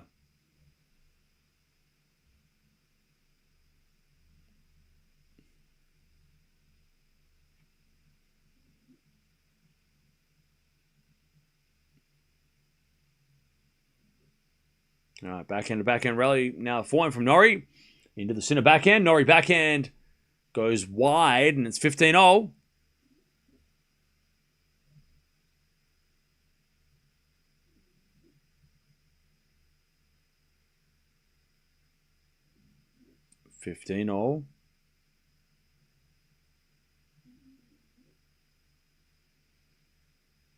Serve to the backhand of Sinner. Return goes to the backhand of Norrie to the backhand of Sinner.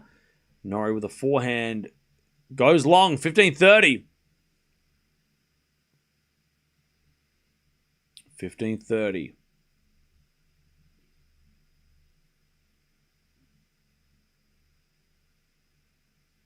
Serve again from Norrie. On the other hand, Zverev and Ruud are the only players who reach 3 Grand Slam finals and not have at least won a slam. Yes, but also there are players that have made 3 Grand Slam finals and then eventually won a slam. But if they retired tomorrow, they would be on that list for sure. Norrie double faults, and it's 15-40. Yeah, that stat is. I feel like that stat's like kind of a little bit harsh because these guys have still got time, and there's players in the past that have not won a slam final until their 4th or 5th opportunity anyway.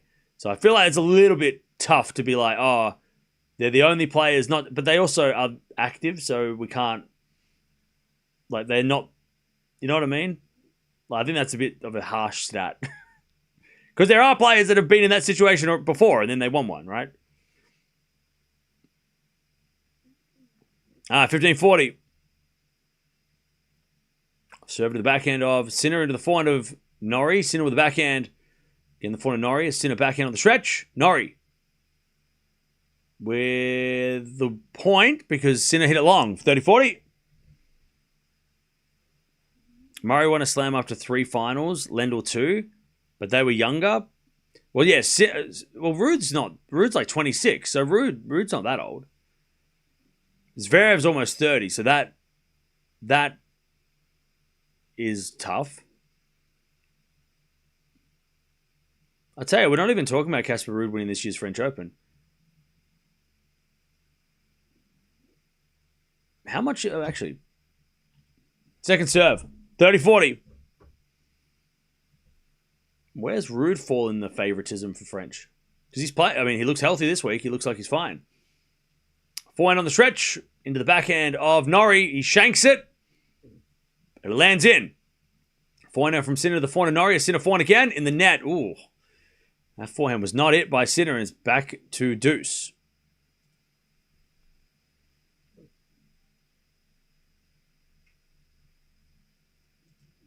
Now we get to deuce.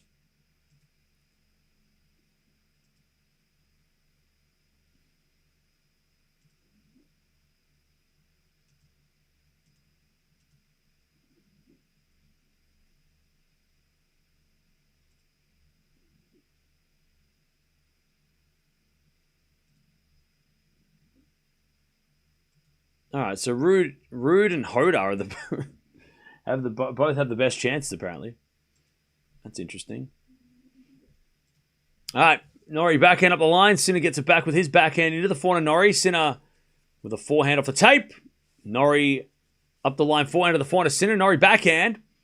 Again, the forehand of Sinner. Norrie with another backhand into the Sinner forehand up the line to the forehand of Norrie. Sinner backhand again into the forehand of Norrie.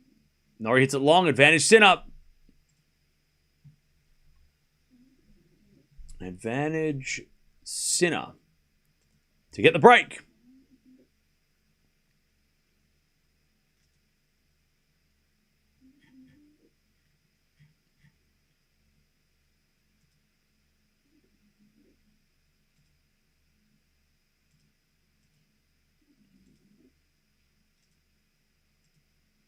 All right, advantage Sinner.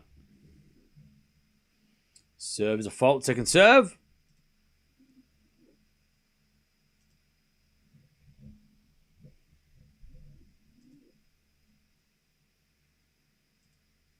Backhand return into the forehand of Norrie. Norrie shanks it. There's the break. Sinner. 6-5 is going to serve the match.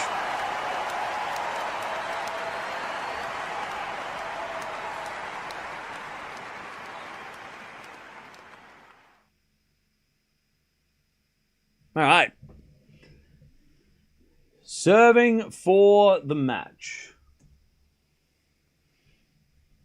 I tell you though, Norrie's put on a good fight in this second set. I think a lot of us had thought once Sinner got that break that it was going to be over, but massive credit to Norrie.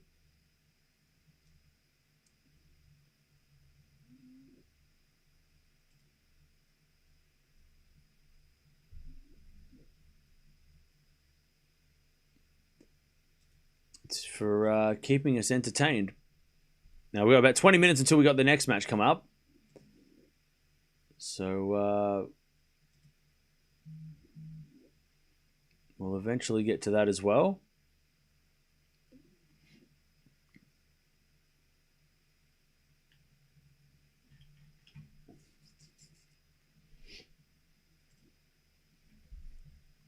And then we've got a bunch of matches coming up later as well.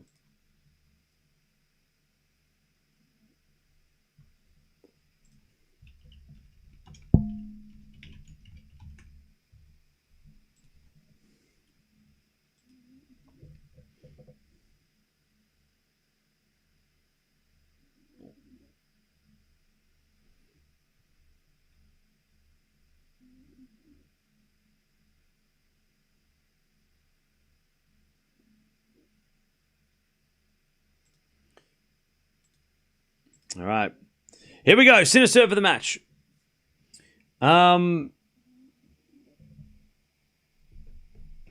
Since AO ended, Feast is the second player with the most earned points. First is Sinner. Really? That's interesting.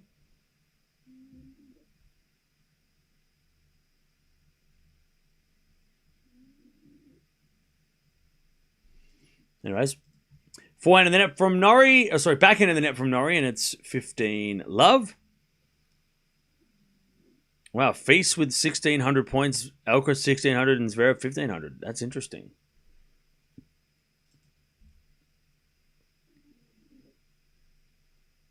That's very...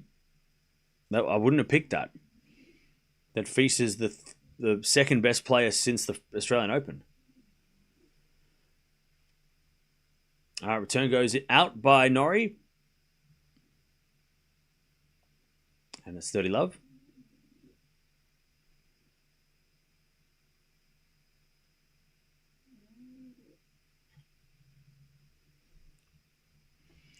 All right, 30-love. We're at a full second serve.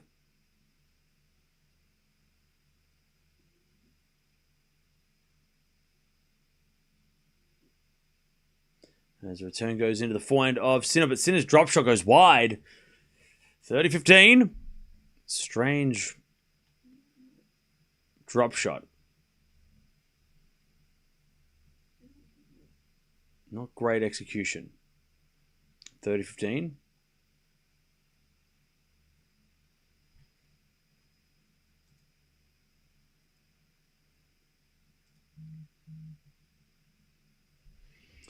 All right, serve again.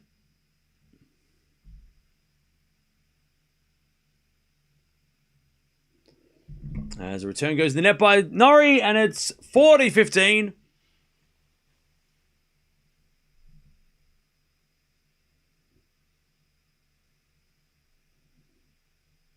Match points for Sinner.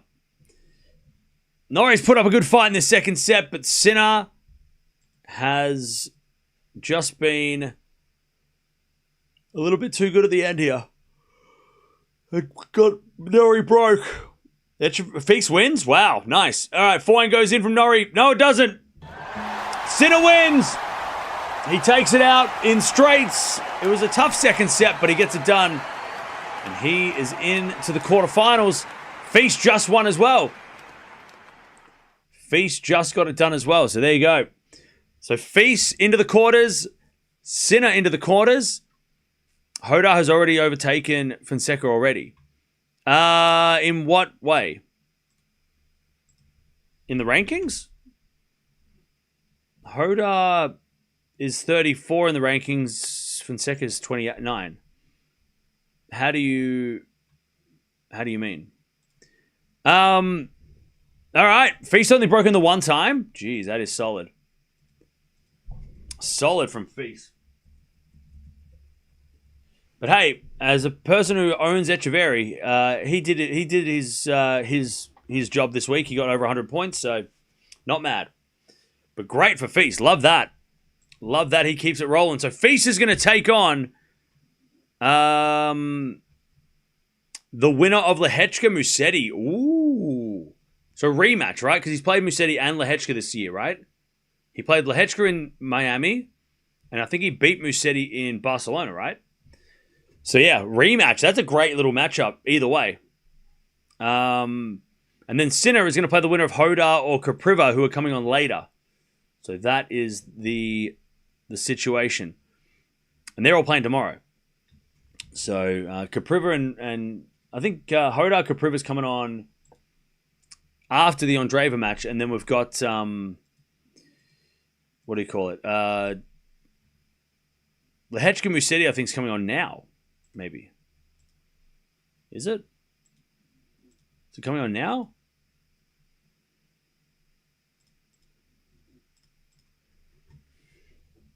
Or is it coming on after... where is the schedule? Maybe it's coming on after...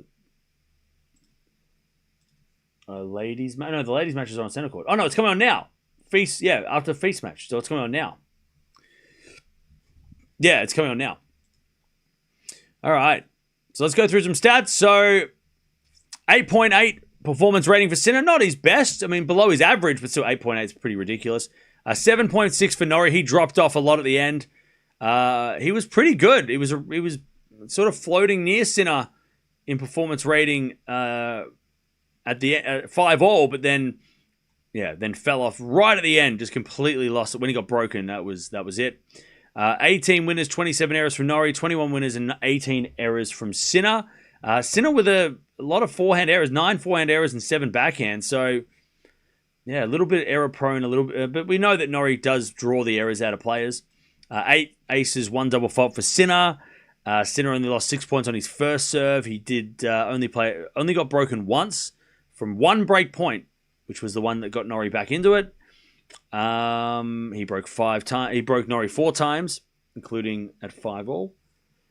What else? What else happened?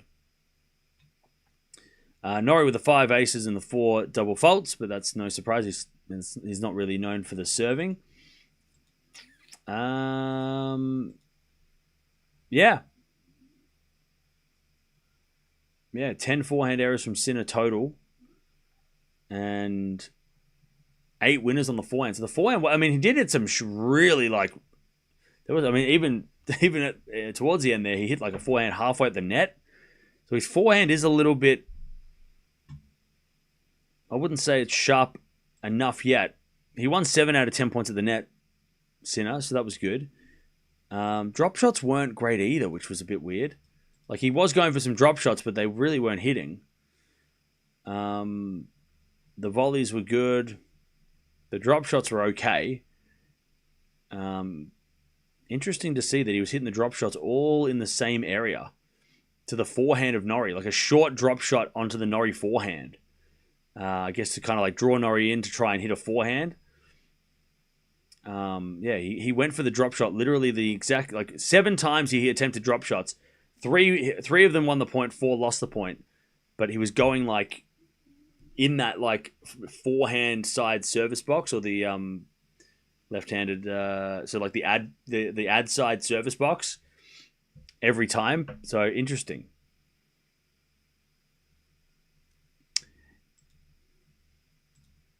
All right. But yeah, we've got about 10, 15 minutes until we get Andreeva and Fernandez on court. And then we'll go from there.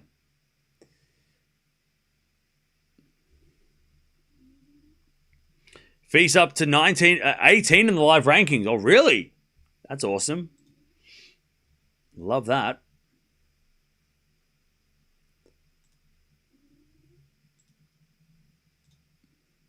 All right, see you later, DJ. After Lehechka, it'll be Stefan Ruud. Yes, we're going to watch that after Musetti Lehechka.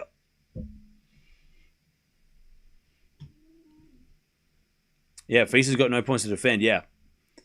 He is... I mean, what was he like at the start of the year, Feast? He was like 30... Wasn't he like 40 in the world? Where was he in Australia? What ranking? Yeah, he was 40 in... So 40... So when he came back in Montpellier, he was 42. So he didn't play the Australian Open.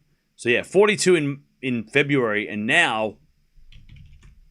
He is number 18, 7 spots higher than last week. If he wins his next match, he'll go to 17. And if he makes the semis, if he makes the final, he should go. He might be at a career high. And if he wins the title, he'll be in number 12, unless Lehechka and Kaboli win. But yeah, he's got Feast is he's going crazy. Like, I love that. I love that he had 7 months off, and then has made up for the lost time in the last 2-3 months. Love that. Somebody who's just not sitting on the sidelines watching all these other guys and being like, I can do this, and then come back and proven that he's consistent and scary. 18 wins, 5 losses. Those are really good numbers. Yeah. Very good. And you look at who he's lost to as well, right? Some of those 5 losses were to the big dogs, right? Yeah, Feast might be comeback player of the year at this point. Feast. I can't think of anyone else who would be comeback player of the year. Like, Feast has got to be at least top 3 on that list, right? Like, who else is comeback player of the year candidate? Can't think. On the men's side. Like, Feast, Draper, but he hasn't come back he hasn't come back properly yet. Runa as well. Runa will be on that list when he gets back. I'm comeback player of the year? Bro, I never left. Runa? Yeah, Runa will be on the list if he comes back strong. But Feast has got to be leading, right? Because he's had the best comeback. Ruud? I don't think Ruud came back. He wasn't away with injury or anything, was he? Anyways, Andreeva taking on Fernandez. Let's get it. Jump on over.